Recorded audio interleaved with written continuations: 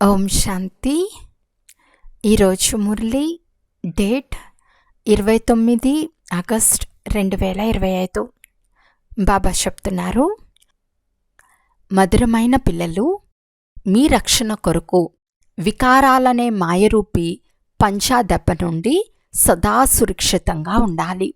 దేహాభిమానంలోకి ఎప్పుడూ రాకూడదు. ఈరోజు ప్రశ్న: పుణ్యాత్ములుగా అయ్యేందుకు పిల్లలందరికీ తండ్రి ఏ ముఖ్యమైన శిక్షణను ఇస్తారు? జవాబు: బాబా చెప్తున్నారు, పిల్లలు పుణ్యాత్ములుగా అవ్వాలి అంటే సదా శ్రీమతంను అనుసరిస్తూ ఉండండి. స్మృతి యాత్రలో పొరపాట్లు చేయకండి.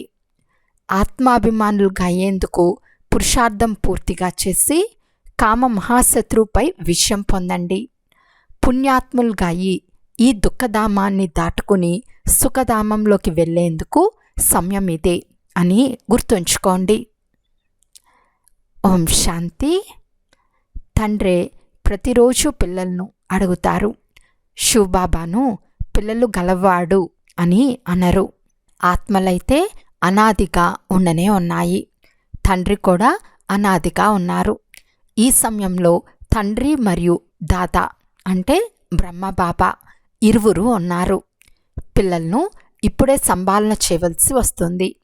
ఎంతమంది పిల్లలున్నారు? వారిని సంభాలన చేయాల్సి ఉంటుంది. ఒక్కొక్కరి లెక్కాచారం పెట్టాల్సి ఉంటుంది. ఎలా? లౌకిక తండ్రికి కూడా చింత ఉంటుంది కదా, మా పిల్లవాడు కూడా బ్రాహ్మణ కులంలో వచ్చేస్తే బాగుంటుంది అని భావిస్తారు. మా పిల్లలు కూడా పవిత్రంగా అయి పవిత్ర ప్రపంచంలోకి రావాలి. పొరపాటును కూడా ఈ పాత మాయా అనే కాలువలో కొట్టుకొని పోరాదు. బేహద్దు తండ్రికి పిల్లల చింత ఎంతగా ఉంటుంది? ఎన్ని సేవా కేంద్రాలున్నాయి? ఏ పిల్లలను ఎక్కడకు పంపిస్తే సురక్షితంగా ఉండగలరు? ఈ రోజుల్లో సురక్షితంగా ఉండటం కూడా కష్టమే. ప్రపంచంలో ఏ రక్షణ లేదు. స్వర్గంలో ప్రతి ఒక్కరికి రక్షణ ఉంటుంది. ఇక్కడ ఎవరికీ రక్షణ లేదు. ఎక్కడో అక్కడ వికారాలనే మాయరూపి పంచాలో చిక్కుకుంటారు. ఇప్పుడు ఆత్మలైన మీకు ఇక్కడ చదువు లభిస్తున్నది. సత్సంగం కూడా ఇక్కడే ఉంది. ఇక్కడి నుండే దుఃఖధామాన్ని దాటుకుని సుఖధామంలోకి వెళ్ళాలి. ఎందుకంటే ఇప్పుడు పిల్లలకు దుఃఖధామం అంటే ఏమిటో, సుఖధామం అంటే ఏమిటో తెలిసింది. తప్పకుండా ఇప్పుడు ఇది దుఃఖధామం. మేము చాలా పాపాలు చేశామని అక్కడ పుణ్యాత్ములే ఉంటారని అర్థం చేసుకున్నారు. ఇప్పుడు మనం పుణ్యాత్ములుగా అవ్వాలి. ఇప్పుడు మీరు ప్రతి ఒక్కరూ మీ 84 జన్మల చరిత్ర, భూగోళాలు తెలుసుకున్నారు. ప్రపంచంలో ఎవరికీ 84 జన్మల చరిత్ర, భూగోళాలు తెలియవు. ఇప్పుడు తండ్రి వచ్చి పూర్తి జీవన కథనంతా అర్థం చేయించారు. ఇప్పుడు మనం స్మృతి యాత్ర ద్వారా పూర్తి పుణ్యాత్ములుగా అవ్వాలని అర్థం చేసుకున్నారు. ఇందులో పొరపాట్లు చేయటం వలన చాలా మోసపోతారు. ఈ సమయంలో పొరపాట్లు చేయటం మంచిది కాదు. శ్రీమతంను అనుసరించాలి. అందులోనూ ముఖ్యమైనవి: 1.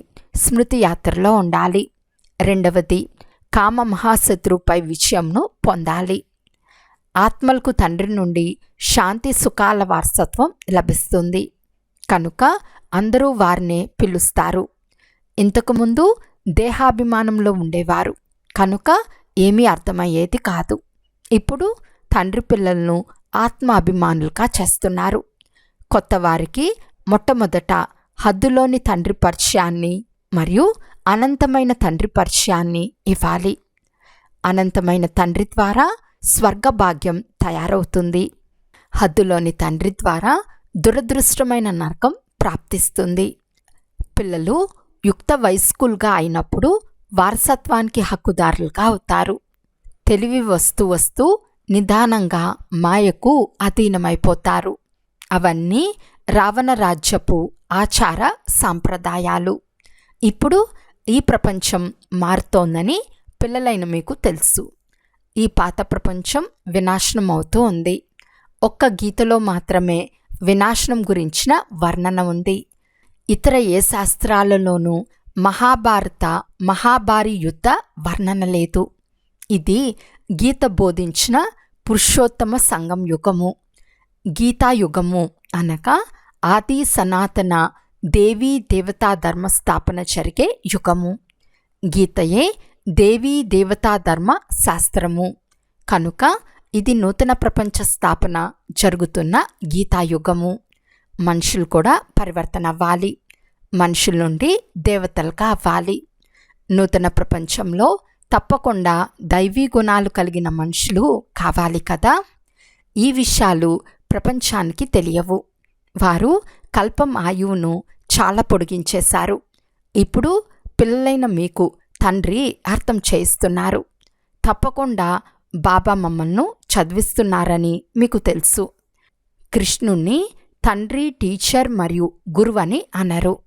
కృష్ణుడు టీచర్ అయితే అతడు ఎక్కడి నుండి నేర్చుకున్నాడు? అతన్ని జ్ఞానసాగరుడు అని అనరు. ఇప్పుడు పిల్లలైన మీరు పెద్దవారికి అర్థం చేయించాలి. సర్వీస్ను ఎలా వృద్ధి చేయాలో పరస్పరం కలిసి చర్చించుకోవాలి. విహంగ మార్గపు సర్వీసు ఎలా చేయాలి? బ్రహ్మకుమారీల గురించి ఎంతో హంగామా చేస్తారు, కానీ వీరు సత్యమైన వారని తర్వాత గ్రహిస్తారు. ఇక మిగిలిన ప్రపంచమంతా అసత్యమే. అందుకే సత్యమైన నావను కదిలిస్తూ ఉంటారు. తుఫాన్లేమో వస్తాయి కదా, మీ నావ తీరానికి తప్పకుండా చేరుతుంది. మనము ఈ మాయవీ ప్రపంచం నుండి దూరంగా వెళ్ళాలని మీకు తెలుసు. మొట్టమొదటి నెంబర్ తుఫాను దేహాభిమానం. అది అన్నిటికంటే చెడ్డది. మొట్టమొదట నెంబర్ తుఫాను దేహాభిమానము. అది అన్నిటికంటే చెడ్డది. ఇదే అందర్నీ పతితంగా చేసింది. అందుకే తండ్రి కామం మహాశత్రువు అని చెప్తారు. ఇది చాలా తీవ్రమైన తుఫాన్ వంటిది. కొందరు దీనిపై విషయంను కూడా పొందారు. గృహస్థ వ్యవహారంలో ఉన్నవారు తమను తాము కాపాడుకునేందుకు ప్రయత్నిస్తారు. కుమార కుమారీలకైతే చాలా సహజం. అందుకే అతని పేరు కన్నయ్య అని కూడా మహిమ చేయబడింది. ఇంతమంది కన్యలు తప్పకుండా శివబాబాకే అయి ఉంటారు. దేహదారి కృష్ణునికి ఇంతమంది కన్యలు ఉండేందుకు సాధ్యం లేదు. మీరిప్పుడు ఈ చదువు ద్వారా పట్టపు రాణులుగా అవుతున్నారు. ఇందులో ముఖ్యంగా పవిత్రత కూడా కావాలి. నా స్మృతి యాత్ర చార్ట్ సరిగ్గా ఉంది అని మిమ్మల్ని మీరు పరిశీలించుకోవాలి. బాబా వద్ద కొందరికి 5 గంటలు, కొందరిది 2-3 గంటలు చాట్ కూడా వస్తుంది. కొందరు చాటు రాయనే రాయరు, చాలా తక్కువగా స్మృతి చేస్తారు. అందరి యాత్ర ఏకరసంగా ఉండేందుకు సాధ్యం లేదు. ఇంకా చాలామంది పిల్లలు వస్తారు. ప్రతి ఒక్కరూ తమ చాట్ను నేను ఎంతవరకు పదవిని పొందుకోగలిగాను, ఎంతవరకు సంతోషంగా ఉన్నాను అని చూసుకోవాలి. శ్రేష్టాతి శ్రేష్టమైన తండ్రి వారిగా అయ్యాము, అయినా మాకు సదా సంతోషం ఎందుకు లేదు? డ్రామానుసారంగా మీరు చాలా భక్తి చేశారు. భక్తులకు ఫలం ఇచ్చేందుకే తండ్రి వచ్చారు. రావణ రాజ్యంలో వికర్మలు జరుగుతూనే ఉంటాయి. సతోప్రధాన ప్రపంచంలోకి వెళ్లేందుకు మీరు పురుషార్థం చేస్తారు. అందరూ ఇంత జ్ఞానాన్ని తీసుకోలేరు. సందేశాన్ని తప్పకుండా వింటారు, తర్వాత ఎక్కడికైనా వెళ్తారు. అందుకే మూల మూలలకు వెళ్ళాలి. విదేశాలకు కూడా ఈ సంస్థ వెళ్ళాలి. ఇక్కడ బౌద్ధులు, క్రైస్తవుల సంస్థలు ఉన్నాయి కదా. ఇతర ధర్మాల వారిని తమ ధర్మంలోకి తీసుకునేందుకు ప్రచారం నడుస్తోంది. మనము వాస్తవానికి దేవీ దేవతా ధర్మానికి చెందిన వారమని మీకు అర్థమైంది. ఇప్పుడు హిందూ ధర్మస్థులుగా అయిపోయాము. మీ వద్దకు చాలా వరకు హిందూ ధర్మం వారే వస్తారు. అందులోనూ ఎవరైతే శివుణ్ణి పూజారులుగా, దేవతల పూజారులుగా ఉన్నారో వారు వస్తారు. బాబా చెప్తారు కదా, రాజుల సేవ చేయండి. వారు తరచుగా దేవతల పూజారులుగా ఉంటారు. వారి మహల్లో మందిరాలు ఉంటాయి. వారి కళ్యాణం కూడా చేయాలి. మేము తండ్రి చేతలో దూరదేశం నుండి వచ్చామని అర్థం చేసుకోండి. తండ్రి నూతన ప్రపంచాన్ని స్థాపించేందుకే వచ్చారు. మీరు కూడా చేస్తున్నారు. ఎవరు స్థాపన చేస్తారో వారే పాలన కూడా చేస్తారు. మీకు ఆంతరికంలో మేము శివబాబా చేతలో దైవీ రాజ్యాన్ని స్థాపించేందుకు పూర్తి విశ్వాన్ని స్వర్గంగా చేయుటకు వచ్చామని నష ఉండాలి. ఈ దేశంలో ఏమేం చేస్తూ ఉంటారని ఆశ్చర్యం కలుగుతుంది. ఇన్ని పూజలు ఎలా చేస్తున్నారు? నవరాత్రిలో దేవతల పూజలు జరుగుతాయి కదా. రాత్రి ఉంటే పగలు కూడా ఉంటుంది. మీ ఒక పాట కూడా ఉంది. ఏ వింత చూశామంటే మట్టి బొమ్మను తయారు చేసి అలంకరించి పూజిస్తారు. దానిపై ఎంత మనసు పోతుంది అంటే నీళ్ళల్లో కలిపేందుకు వెళ్ళినప్పుడు ఏడుస్తారు. మనుషులు మరణించినప్పుడు పాడెను కూడా తీసుకెళ్తారు. హరి అని చెప్పు, హరి అని చెప్పు అంటూ ముంచేస్తారు. చాలామంది వెళ్తారు కదా. నదులేమో సదా ఉంటాయి.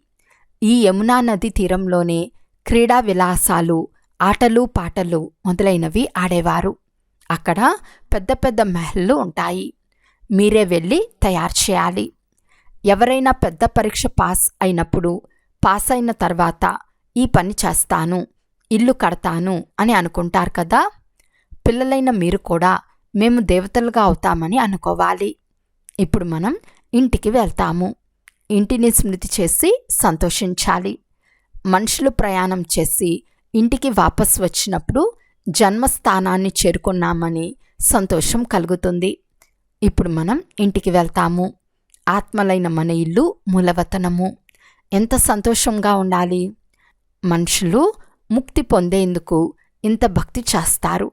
కానీ డ్రామా పాత్ర అనుసారం వాపస్ వెళ్లేందుకు ఎవరికి మార్గం దొరకదు.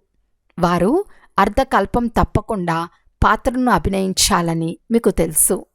ఇప్పుడు మనకు 84 జన్మలు పూర్తవుతాయి. ఇప్పుడు వాపస్ ఇంటికి వెళ్ళాలి. మళ్ళీ రాజధానిలోకి వస్తాము. కేవలం ఇల్లు మరియు రాజధాని జ్ఞాపకం ఉంది. ఇక్కడ కూర్చుని ఉన్న కొంతమందికి తమ ఫ్యాక్టరీలు మొదలైనవి గుర్తు వస్తూ ఉంటాయి.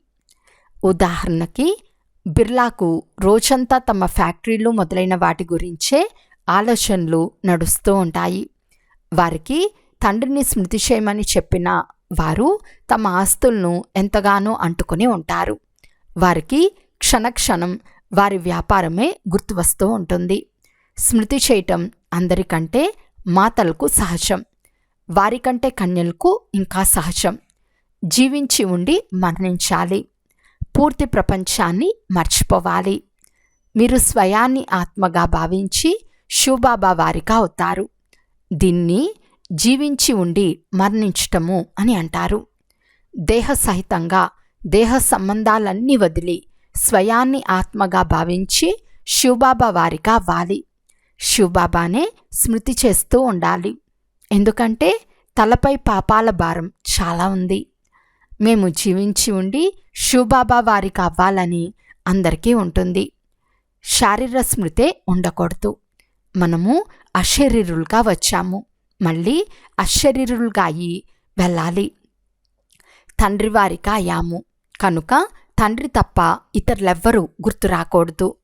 అలా త్వరగా తయారైతే యుద్ధం కూడా త్వరగా ప్రారంభమవుతుంది. మనము శివబాబా వారము కదా అని ఈ బాబా ఎంతగా అర్థం చేయిస్తారు. మనము అక్కడ నివసించే వారము. ఇక్కడ ఎంత దుఃఖం ఉంది. ఇప్పుడు ఇది అంతిమ జన్మ. మీరే సతోప్రధానంగా ఉండేవారు. అప్పుడు మరెవ్వరూ ఉండేవారు కాదు. మీరు ఎంత శ్రీమంతులుగా ఉండేవారు. భలే ఈ సమయంలో ధనం ఉన్నా అది స్వర్గం ముందు దేనికి పనికిరాదు. ఇవి గవ్వల సమానమైనవి. ఇవన్నీ అల్పకాల సుఖం కొరకు మాత్రమే. తండ్రి అర్థం చేయించారు. గతంలో చాలా దానపుణ్యాలు చేసి ఉంటే ధనం కూడా చాలా లభిస్తుంది. తర్వాత మళ్ళీ దానం చేస్తారు. కానీ ఇది ఒక్క జన్మకు మాత్రమే. ఇక్కడైతే మీరు జన్మజన్మలకు ధనవంతులుగా అవుతారు. ఎంత ఎక్కువ సంపద ఉంటే అంత ఎక్కువ దుఃఖాన్ని పొందుతారు. ఎవరి వద్ద చాలా ధనం ఉంటుందో వారు చాలా చిక్కుకుని ఉన్నారు. ఎప్పుడూ నిలవలేరు. సాధారణమైన వారే పేదవారే సమర్పణ అవుతారు. ధనవంతులు ఎప్పుడూ సమర్పణ అవ్వరు. వారు తమ పుత్ర పౌత్రుల కొరకు సంపాదిస్తూనే ఉంటారు. మా కులం నడుస్తూనే ఉండాలని భావిస్తారు. స్వయం ఆ ఇంట్లో జన్మ తీసుకోలేరు. పుత్రులు పౌత్రులు వస్తారు. అయితే ఎవరు మంచి కర్మలు చేశారో వారు వస్తారు. ఎవరు చాలా దానాలు చేస్తారో వారు రాజులుగా అవుతారు. కానీ సదా ఆరోగ్యవంతులుగా అవ్వలేరు. రాజ్యం చేసినా లాభమేముంది? అవినాశి సుఖముండదు. ఇక్కడ అడుగడుగున అనేక ప్రకారాలైన దుఃఖాలు కలుగుతూ ఉంటాయి. అక్కడ దుఃఖాలన్నీ దూరమైపోతాయి. మా దుఃఖాన్ని దూరం చేయండి అని పాడతారు. ఈ దుఃఖాలన్నీ దూరం అవనున్నాయని మీకు తెలుసు. కేవలం తండ్రిని స్మృతి చేస్తూ ఉండండి. ఒక్క తండ్రి నుండి తప్ప వేరెవ్వరి నుండి వారసత్వం లభించదు. తండ్రి పూర్తి విశ్వంలోని దుఃఖంనంతా దూరం చేస్తారు. ఈ సమయంలో జంతువులు మొదలైనవి కూడా ఎంతో దుఃఖంలో ఉన్నాయి. దీని పేరే దుఃఖధామం. దుఃఖం పెరుగుతూనే ఉంటుంది. తమో ప్రధానంగా అవుతూ ఉంటారు. ఇప్పుడు మనం సంగం యుగంలో కూర్చుని ఉన్నాము. వారంతా కలియుగంలో ఉన్నారు. ఇది పురుషోత్తమ సంగం యుగం. బాబా మనల్ని పురుషోత్తములుగా తయారు చేస్తున్నారు. ఇది స్మృతి ఉన్న సంతోషం ఉంటుంది. భగవంతుడు చదివిస్తున్నారు. విశ్వాధికారిగా తయారు చేస్తున్నారు. ఇది భలే స్మృతిలో ఉంచుకోండి. వారి పిల్లలు చదువు ద్వారా భగవాన్ భగవతిగా అవ్వాలి కదా. భగవంతుడు సుఖంనిచ్చేవాడు. మరి దుఃఖం ఎలా లభిస్తుంది? అది కూడా తండ్రి కూర్చుని అర్థం చేయిస్తారు. భగవంతుని పిల్లలు దుఃఖంలో ఎందుకున్నారు? భగవంతుడు దుఃఖహర్త సుఖకర్త కనుక తప్పకుండా దుఃఖంలోనే వస్తాడు. అప్పుడు వారి మహిమను పాడతారు. తండ్రి మనకు రాజయోగం నేర్పిస్తున్నారని మీకు తెలుసు. మనము పురుషార్థం చేస్తున్నాము. ఇందులో సంశయం కలగరాదు. బీకేలైన మనం రాజయోగాన్ని నేర్చుకుంటున్నాము. అసత్యం చెప్పము. ఎవరికైనా సంశయం వస్తే ఇది చదువు వినాశనం ఎదురుగా నిల్చుని ఉంది అని చెప్పాలి. మనము సంగం యుగ బ్రాహ్మణులము. సికాయినాము. ప్రజాపిత బ్రహ్మ ఉన్నారు అంటే బ్రాహ్మణులు కూడా ఉండాలి కదా. మీకు కూడా తండ్రి అర్థం చేయించినందుకునే నిశ్చయం కలిగింది. ఇక ముఖ్యమైనది స్మృతి యాత్ర. ఇందులో విఘ్నాలు కలుగుతాయి. మీ చాట్ను చూసుకుంటూ ఉండండి.